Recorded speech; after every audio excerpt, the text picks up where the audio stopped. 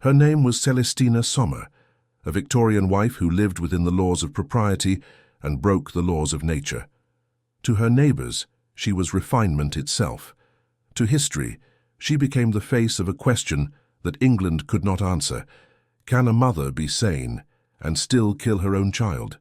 The murder of little Celestina Christmas exposed more than a crime. It tore open the fabric of Victorian morality, revealing a world where appearance mattered more than mercy, and silence could kill as surely as the knife. If this story unsettled you, like this video, share your thoughts in the comments below, and don't forget to subscribe to the Shadow Book for more true stories buried in the dark corners of history.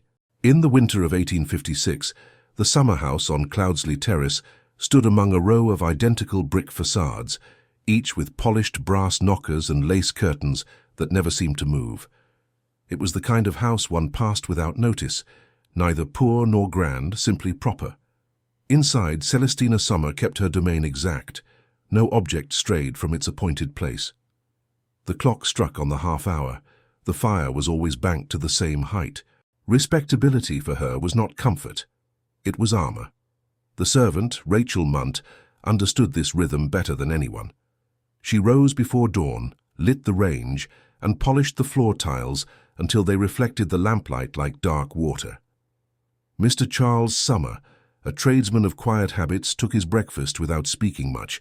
He preferred silence, and his wife provided it. Between them lay a practiced civility, the manner of two people determined not to touch whatever lived beneath their shared routines. There were rules unspoken in the house: no visitors unannounced, no letters left unattended, no mention of the past. Rachel did not know what the past meant, but she felt its weight in the way Mrs. Summer sometimes paused mid-task, as though listening to something beneath the floor. Celestina's calmness had the precision of restraint. She ironed linen with the same pressure one might use to hold back memory. The neighbourhood regarded her well. She attended chapel, gave modestly to charity, and answered gossip with measured politeness. Yet even in the glow of respect, there were signs of strain: the drawn face, the constant pacing after dusk, the locked cellar door she alone tended to. One Thursday, as frost traced the window panes, the postman delivered a letter sealed in blue wax. Rachel handed it to her mistress and noticed the sudden stillness that followed. Celestina read it standing by the fire. The handwriting was feminine, the tone polite, but each line deepened her frown. The letter came from Mrs. Robson, the woman who had long cared for the child Celestina once bore, a daughter placed out of sight years before marriage. It was a simple reminder of payment due for the child's upkeep, yet to Celestina it was more than a demand. It was the return of a life she had buried alive. She folded the letter slowly, pressed it flat, then placed it into the flame. The wax melted first, bleeding red into the coals. The paper blackened but did not vanish cleanly, curling at the edges as though unwilling to be erased. The air filled with the faint odour of ink and scorched starch. That night, when the house slept, Rachel awoke to the sound of soft footsteps. The clock showed 11:30. From her small attic window, she could see the faint glow of a lamp below, in the passage leading to the cellar. Celestina stood at the threshold, her hand on the door latch. The silence of the house pressed against her.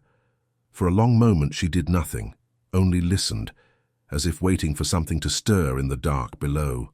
Then, with deliberate calm, she turned the lamp down, extinguished it and walked back upstairs, leaving the cellar in absolute blackness. The smell of burned wax lingered until morning.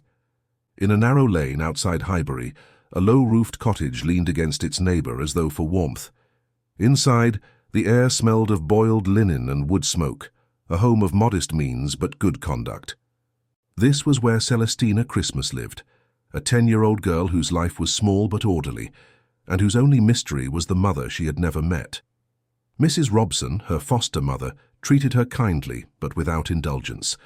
The girl helped with washing, carried buckets, and attended the parish school 3 mornings a week.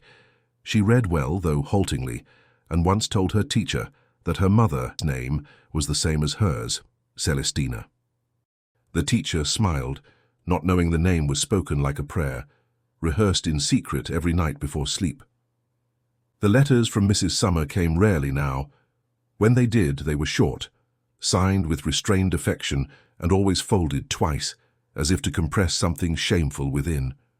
Celestina Christmas sometimes asked to see them, but Mrs. Robson refused gently, saying they contained adult matters. The child imagined they spoke of her improvement, her neat handwriting, her obedience, things mothers must surely wish to know. Meanwhile, in Islington, Mrs. Summer's quiet life began to tremble under the weight of whispers. The parish gossip had shifted from minor scandals, a missing brooch, an unpaid bill, to murmurs of her history. It was enough to quicken her pulse when she heard her own name in passing. The letter she had burned had done nothing to still her nerves. The more she erased, the more visible her past became. One afternoon, as she sat sewing near the window, the servant announced a new letter from Hibbury. The handwriting, small and uncertain, belonged to a child. Celestina opened it with the caution of one handling something fragile. Inside, the girl wrote in painstaking script, "Dear Mamma, Mrs. Robson says I am nearly grown and read well. She says you live in a big house now. I wish to see you. I will be good and quiet. Your loving daughter, Celestina Christmas." For a long while, Mrs. Summer stared at the paper. The handwriting looked awkward, but the words were trusting, too trusting. She imagined the girl's face, the same eyes, the same mouth, a mirror of what she had worked so hard to bury. If the child spoke to anyone, even innocently, it could undo everything. Her husband came in without knocking. "Another letter?" he asked. She hid it under a pattern sheet. "A matter of charity," she said. He grunted and left, the door closing too sharply behind him. That evening, Celestina reread the note until the edges grew soft from her grip. Then she folded it once, then again, pressing the creases straight with her nail. She slid it into a drawer among her sewing needles and locked it. Rachel, the servant, later saw her mistress standing by the back gate testing the latch and heard her say to no one, "There must be no visitors tomorrow." The next morning, Celestina sent word to Hibbury. The message was brief and formal. "I will come myself. The child must be ready." The morning of February 16th broke grey and windless, the kind of London day that blurred roofs and chimneys into a single pallid sky. Celestina Sommer, dressed with unusual care, a dark wool gown, gloves, and the narrow bonnet she reserved for errands requiring dignity. Her husband did not inquire where she was going. He only said, "Be home by supper," without looking up from his paper. At the door, the servant offered to fetch a cab, but Celestina shook her head. "I have business beyond the parish," she said, voice measured, as though the lie needed balance. The carriage she hired from the stand near the chapel was small, smelling faintly of straw and rain. As it pulled away, she folded her gloved hands in her lap, feeling the pulse beneath her wrist tighten. Hibbury lay only a few miles away, but the distance felt like years returning. The road grew quieter as the houses thinned. She watched her reflection tremble in the window glass, a pale face framed in black, unremarkable, the face of any respectable woman. Yet beneath the stillness was the thought she could not suppress. What if someone recognizes her? What if they know? At the cottage, Mrs. Robson received her with the cautious respect due to a paying guardian. "The child is well, ma'am," she said. "She's been hoping you might call." Celestina smiled, the brief, rigid smile of someone performing a gesture they no longer understand. Of course, it is time she came home. Her place is with her mother. The girl appeared in the doorway, small and solemn, her hair brushed neatly, eyes wide with disbelief. Celestina's own gaze faltered only for a moment. "You've grown," she said, touching the child's shoulder lightly, almost as one would test the surface of cold glass. Mrs. Robson hesitated. "I trust, ma'am, this will be a good change for her." Celestina replied, "Better than you think." Then she turned to the child and said, "Fetch your shawl, you're coming home where you belong." The carriage ride back to Islington was a quiet pendulum of warmth and distance. At times, Celestina placed a hand on her daughter's knee, speaking of schooling and fine dresses. Moments later, she stared out the window, lips pressed thin, eyes fixed on nothing. The girl tried to speak, but faltered under her mother's silence. Once, when she smiled, Celestina looked sharply away, as though light had struck something forbidden. "Are you happy, Mamma?" the child asked softly. "Be still," Celestina said. We mustn't draw attention." The words hung oddly, less an answer than a command. When the carriage turned into Cloudsley Terrace, dusk was already folding over the street. The servant, Rachel Munt, waited by the gate, puzzled to see a child step down beside her mistress. Celestina's expression allowed no questions. "Prepare the lower room," she said. "We'll need privacy." Rachel hesitated. "For the young miss, ma'am?" Celestina's reply was almost tender. "For now," she said, "no one must disturb us." Then she led the girl inside, her hand resting lightly on the child's back, guiding her through the narrow hallway toward the cellar stairs, where the air was cool and still.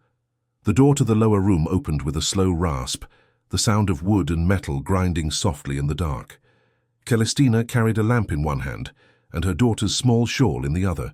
The flame cast a trembling circle of light that touched the damp walls, the stacked coal, the pale outline of the floorboards above.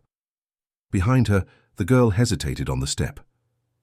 "It's only the cellar," Celestina said, her voice level.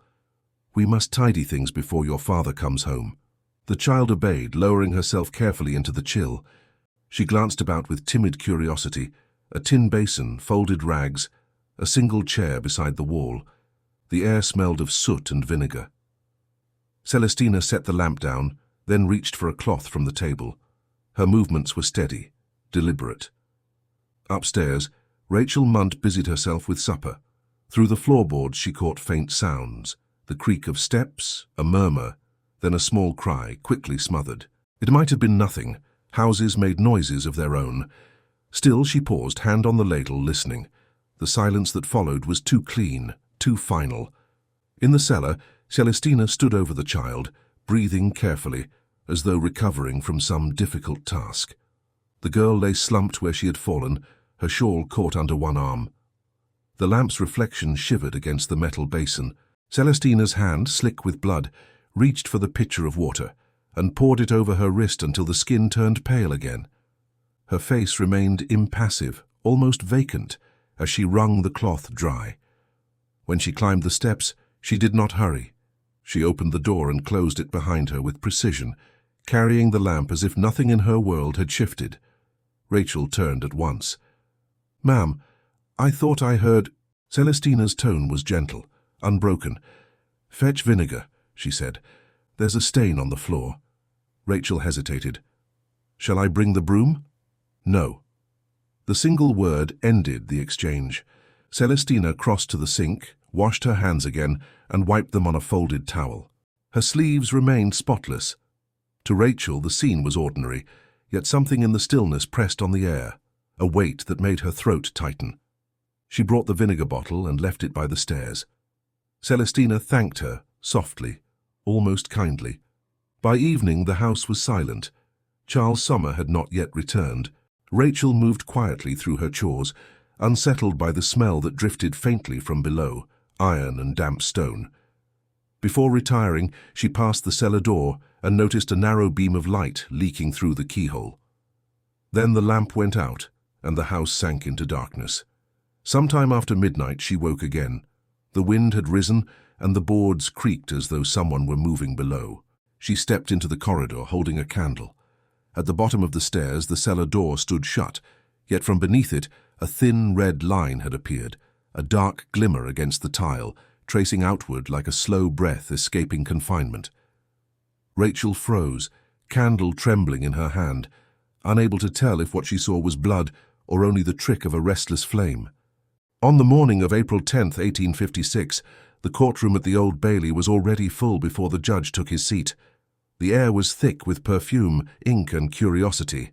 London-esque newspapers had promised a spectacle.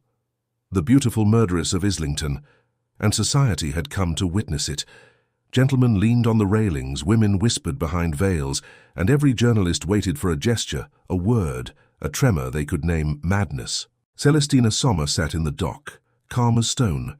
She wore black, her gloves removed, her hands folded neatly in her lap.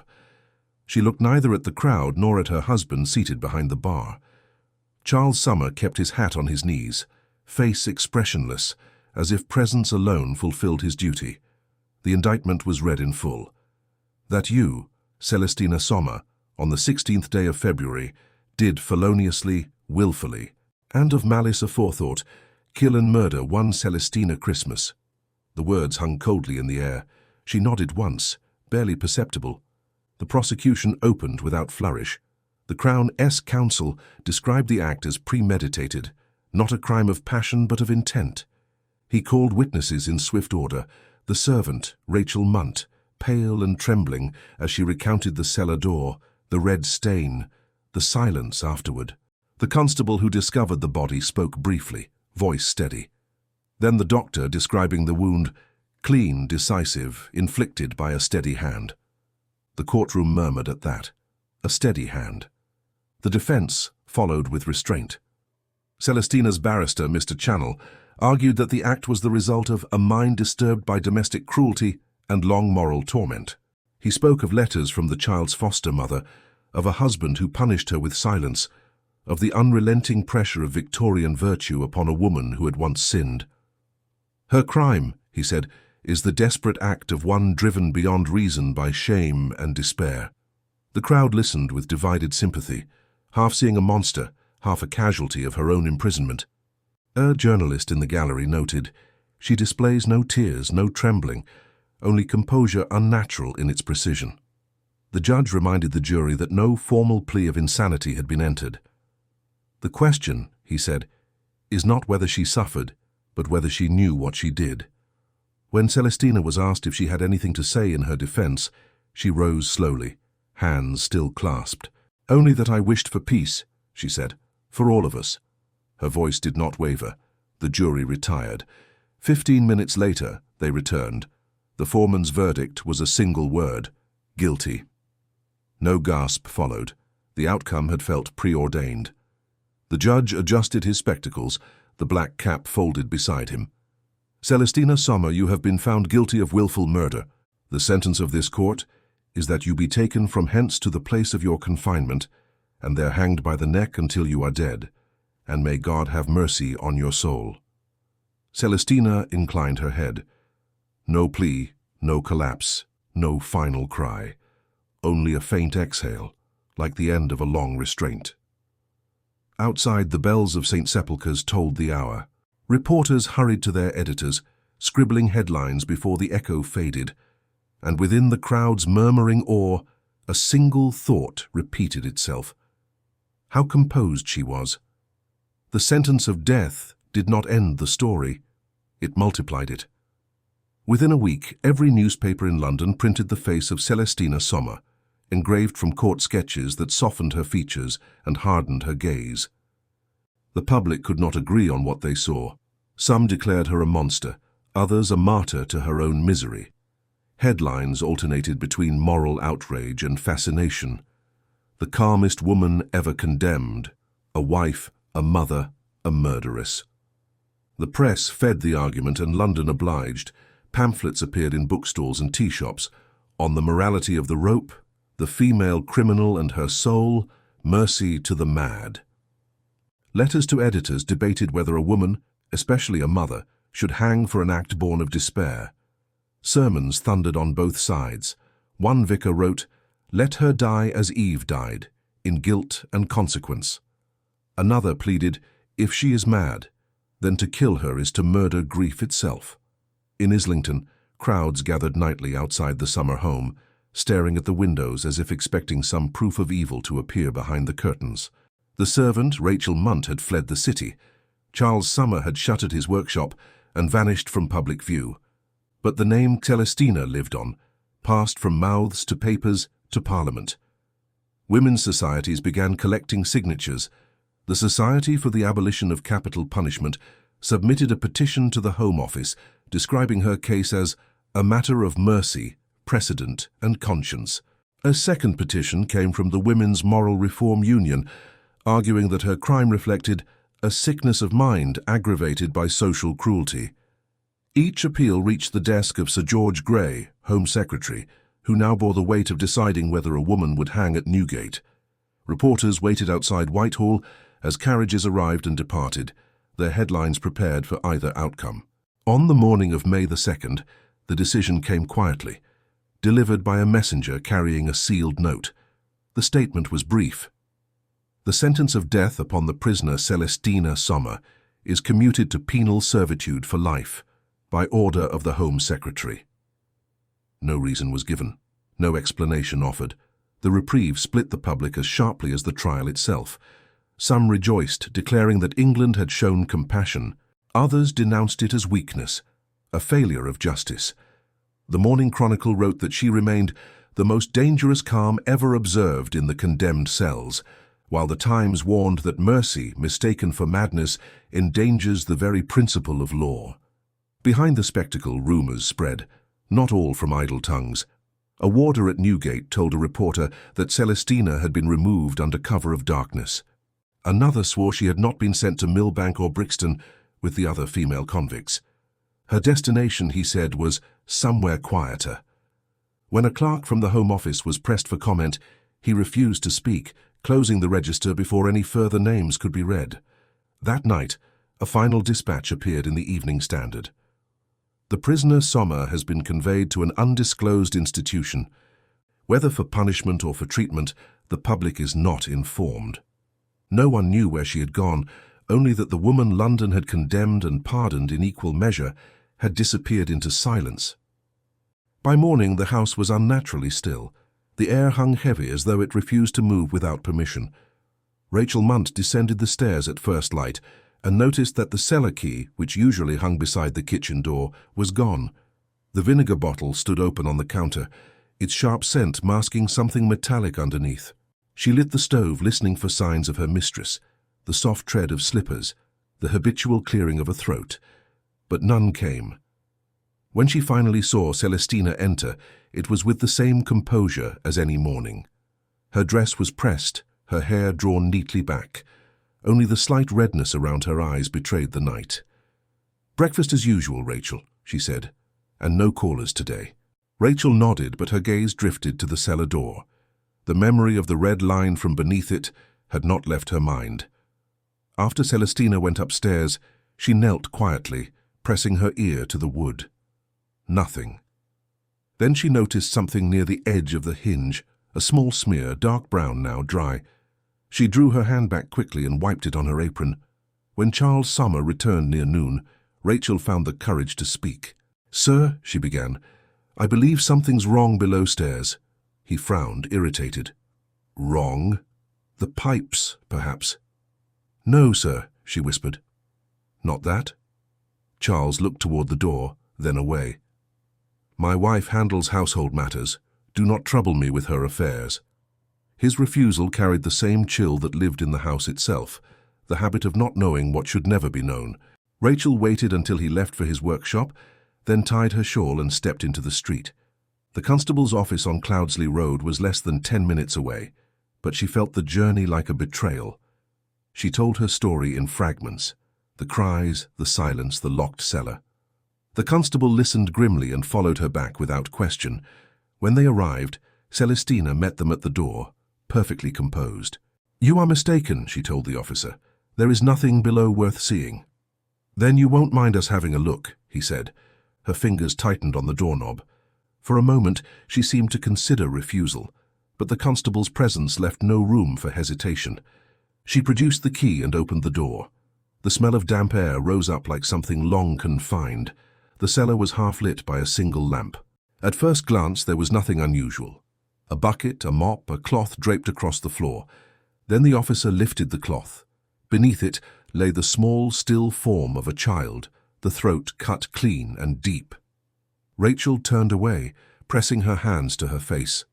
Celestina stood motionless, her expression unreadable. When the constable moved to restrain her, she spoke with unsettling calm. "I will come quietly." Charles entered at that moment, summoned by the commotion. He looked once at the scene, then at his wife, and said nothing. The silence between them was complete, the silence of two people who had long practiced the art of not asking. As they let her out through the narrow gate, Celestina paused. Her eyes drifted toward the open cellar door, and she murmured, barely audible, "It's quiet now." Then she stepped into the daylight, where the neighbors had already gathered, their whispers beginning the work that would carry her name through every street in Islington.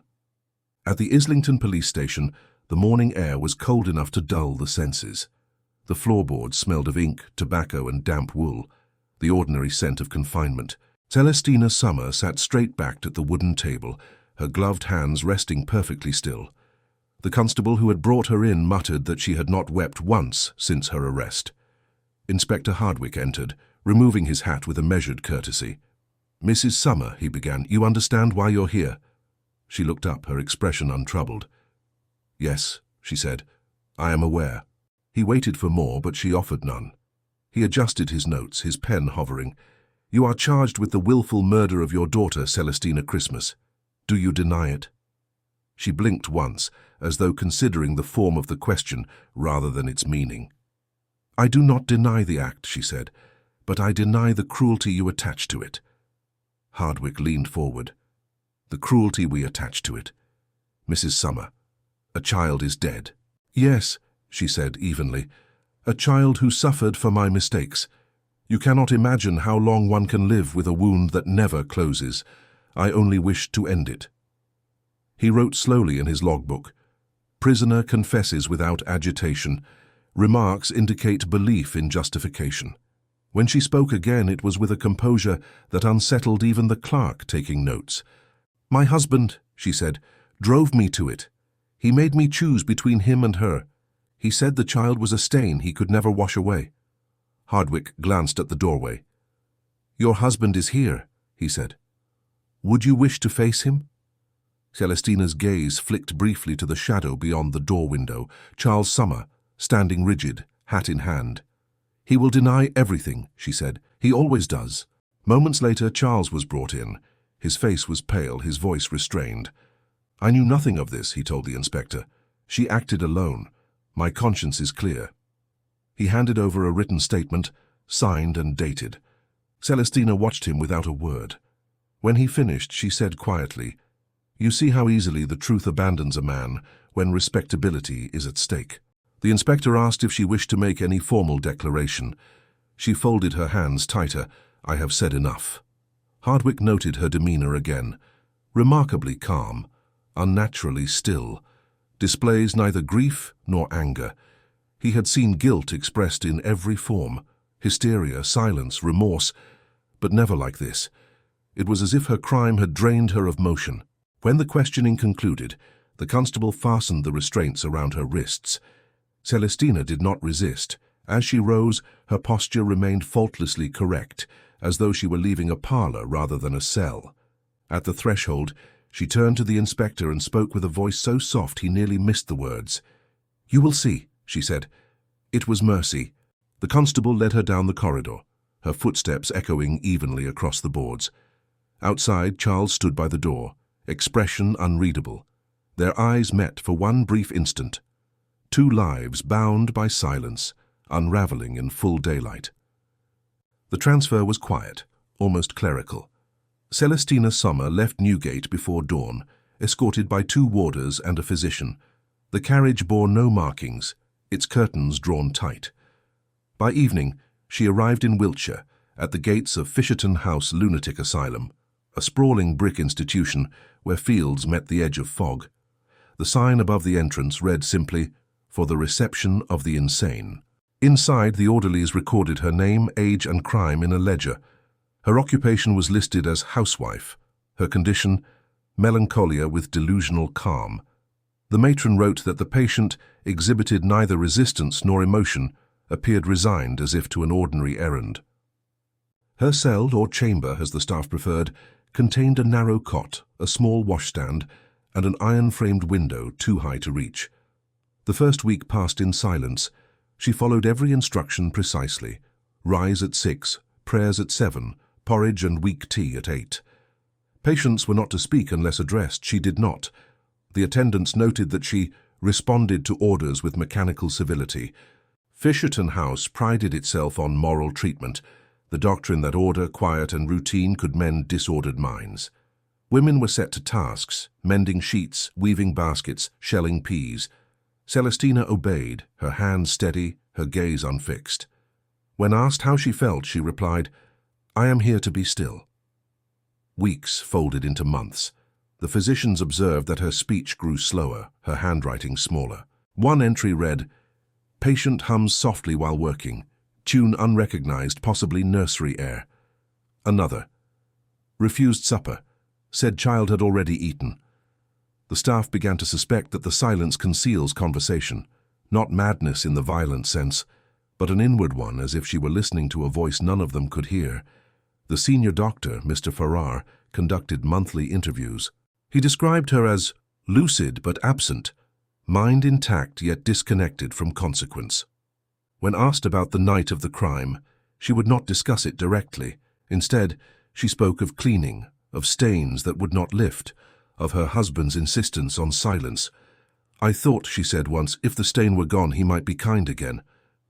By the second year, her eyes had lost their focus. Her hair turned white at the temples. Her file recorded fewer words each month, the notes compressing her life into fragments. Compliant, eats little, converses with no one, appears to listen. One winter evening, an attendant writing in her log recorded something unusual.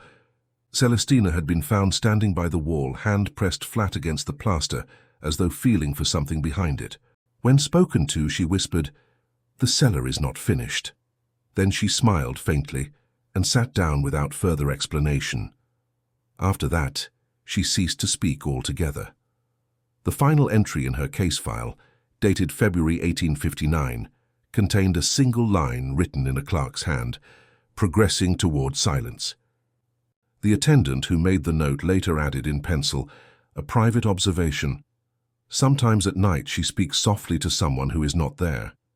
Beyond the barred window, the lamps of the asylum flickered in the mist, one steady light for each patient who would never again leave its walls. The record ends without ceremony. Summer Celestina, deceased, 1859. No date, no cause, no remark of burial. Just a line between others, a notation among the lost. At Fisherton House, her bed was cleared the same morning the ink dried. Her few possessions, a comb, 2 handkerchiefs, and a copy of the Psalms, were placed in a small box and sent, unclaimed, to the clerk's storeroom. The file was closed, spine marked completed. There was no funeral. Women who died in asylums were not mourned. They were filed away. In the narrow field behind the institution, graves ran in straight lines, each marked only by a number. The attendants were not told which was hers.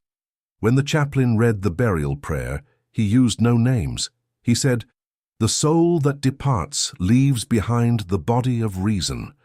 The wind took his voice before the sentence could finish. In Islington, the summer house on Cloudsley Terrace passed quietly to new owners. The solicitor's notice listed it as a sound property suitable for family occupancy.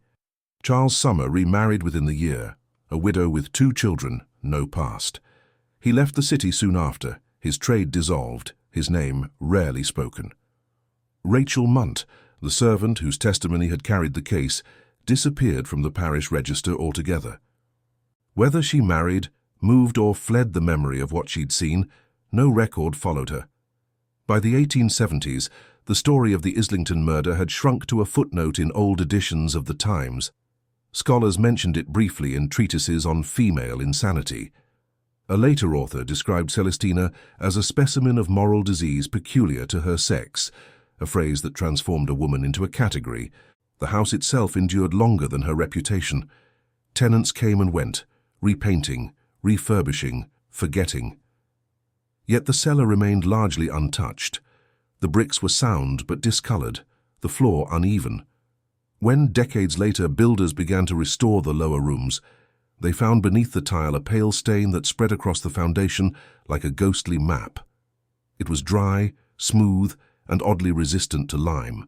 They scraped, washed, and plastered, but the mark returned each morning, as if the mortar remembered what the mind had learned to ignore. The foreman noted it in his report only as a discoloration beyond remedy. The owners never knew its origin.